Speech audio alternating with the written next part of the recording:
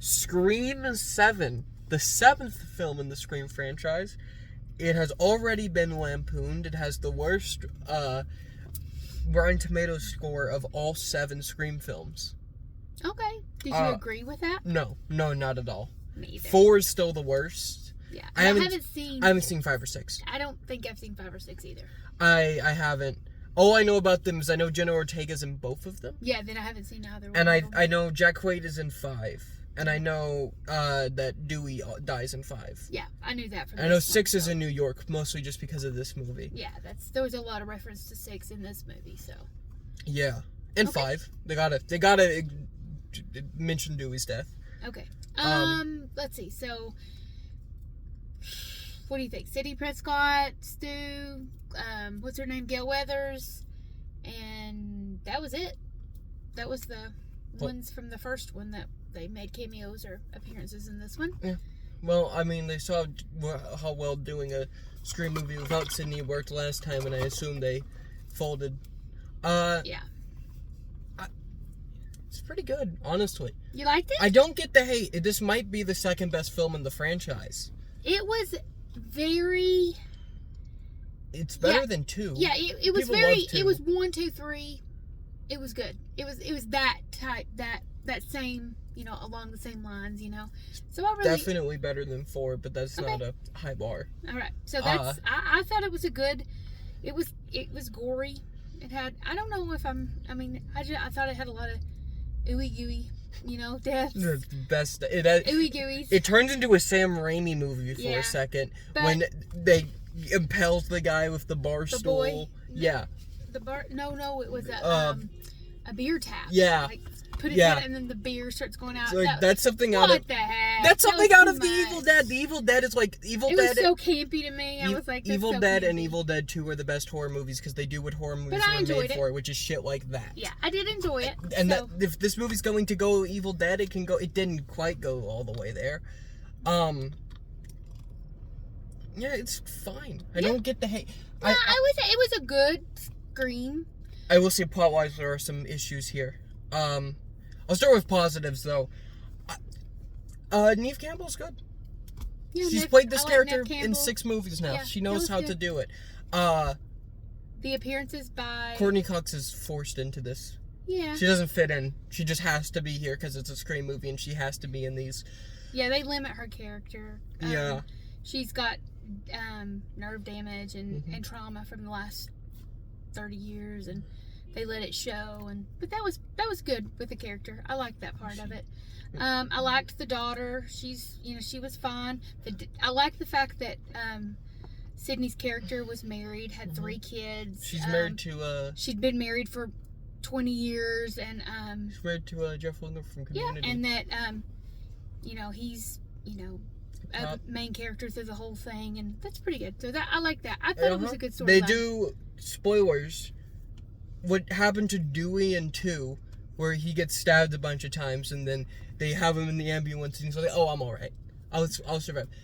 Yeah, they do that with Joel McHale's character here. They do that exact same thing. Yeah, you think he's gone for some part of the movie. A long time. But then he's not. He's not. Somehow, good. He survived this gory mess. Yeah, so it doesn't make any sense. It's fine, though.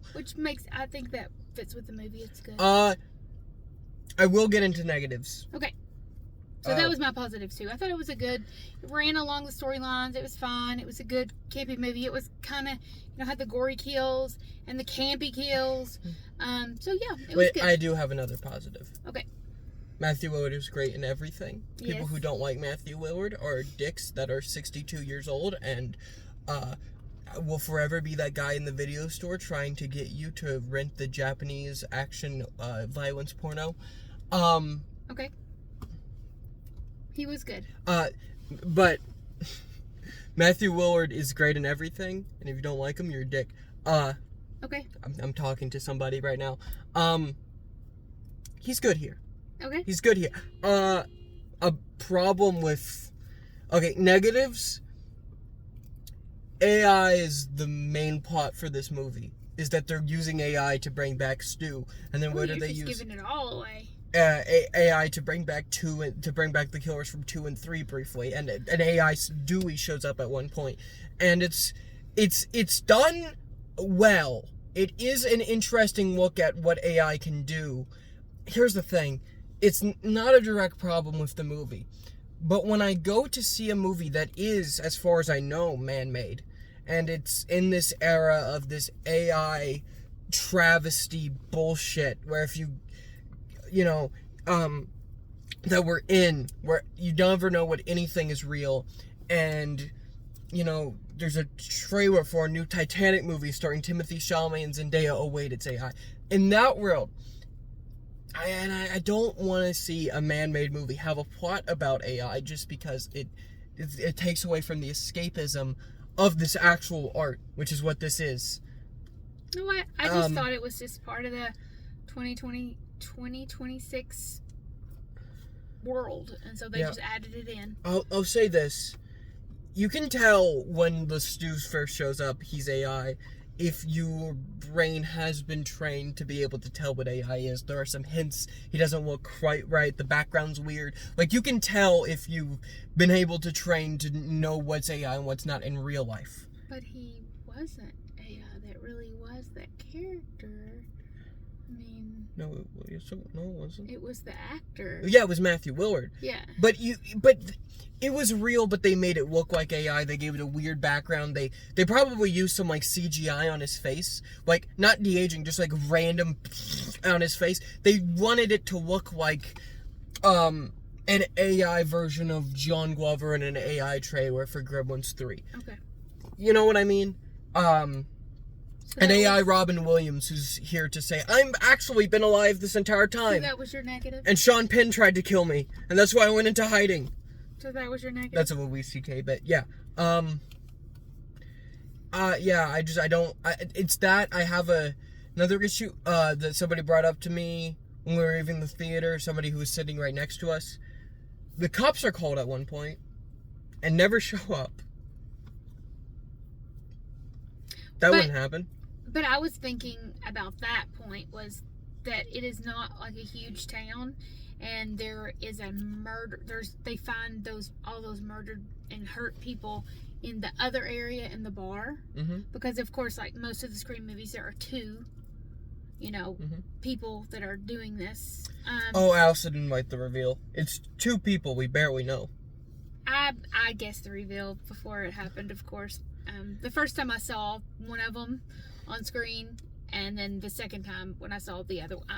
So I was like, oh, it's going to be this one, and I was right. I mean, I thought it was going to be Weird Church Lady, too.